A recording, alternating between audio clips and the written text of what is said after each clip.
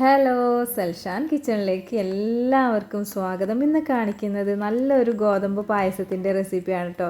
ചക്കരച്ചോറ് എന്ന് പറയുന്ന നമ്മൾ സാധാരണയായിട്ട് മലയാളികൾക്കൊക്കെ ഒത്തിരി ഇഷ്ടമായിട്ടുള്ള ഒരു റെസിപ്പിയാണിത്. ഇത് സാധാരണ അടുപ്പിലാണ് ഉണ്ടാക്കുക. ഇന്ന് ഞാൻ കാണിക്കുന്നത് കുക്കറിൽ എളുപ്പത്തിൽ ഉണ്ടാക്കാൻ പറ്റിയ മെത്തേഡാണ് കേട്ടോ. അപ്പോൾ നമുക്ക് റെസിപ്പിയിലേക്ക് പോകാം.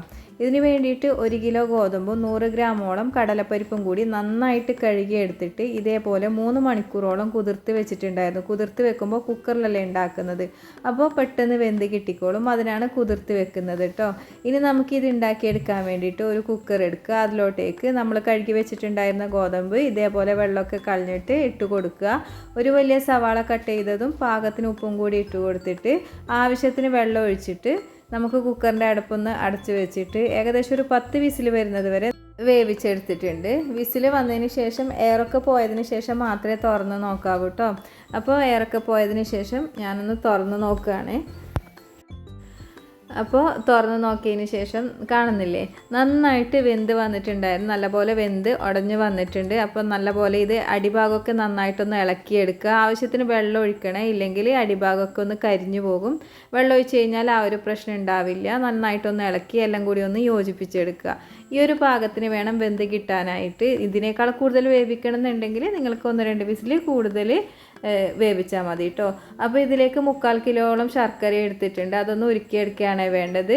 അപ്പോൾ പാനിയാക്കി എടുക്കുമ്പോൾ അതിൽ കുറച്ച് വെള്ളം ഒഴിച്ചാൽ മതി, ഇല്ലെങ്കിൽ നമ്മുടെ ഗോതമ്പ് പായസം ലൂസായി പോവും. അപ്പം ശർക്കര ഇവിടെ റെഡി ആയിട്ടുണ്ട്. അതൊരു ഭാഗത്തേക്ക് മാറ്റി വെക്കുക. ഇതൊരു വലിയ തേങ്ങയുടെ തേങ്ങാപ്പാലാണ്, കട്ടിക്കുള്ള തേങ്ങാപ്പാലാണ് കേട്ടോ. അതെല്ലാം കൂടി ഒരുമിച്ചിട്ടാണ് ഒഴിച്ചു കൊടുക്കുന്നത്. എൻ്റെ കയ്യിൽ നിന്ന് ആ വീഡിയോ മിസ്സായിപ്പോയി, ഒഴിച്ചു കൊടുക്കുന്ന വീഡിയോ. അപ്പോൾ തേങ്ങാപ്പാൽ ഒഴിച്ചു കൊടുത്തതിന് ശേഷം നന്നായിട്ട് ഇളക്കി യോജിപ്പിച്ചെടുക്കുക. എന്നിട്ട് കുറച്ച് വെള്ളം ഒഴിച്ചു കൊടുക്കുന്നു കേട്ടോ, നല്ല കട്ടിയായതുകൊണ്ട് തന്നെ.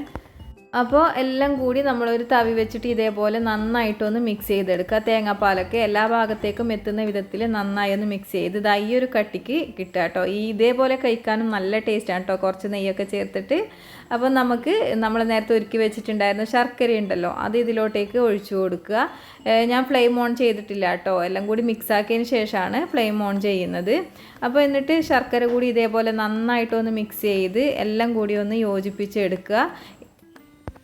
ഇനി ഇതിലേക്ക് നല്ല സ്മെല്ലിന് ആവശ്യമായിട്ടുള്ള നമ്മുടെ ഏലക്ക കൂടി പൊടിച്ചത് ചേർത്ത് കൊടുത്തിട്ട് നന്നായി മിക്സ് ചെയ്തെടുക്കുക. നിങ്ങൾക്ക് വേണമെങ്കിൽ ഈ ടൈമിൽ നെയ്യൊക്കെ ചേർത്ത് കൊടുക്കുക. ഞാനൊന്നും ചേർത്ത് കൊടുക്കുന്നില്ല, അല്ലാതെ തന്നെ നല്ല ടേസ്റ്റ് ഉണ്ട് കേട്ടോ.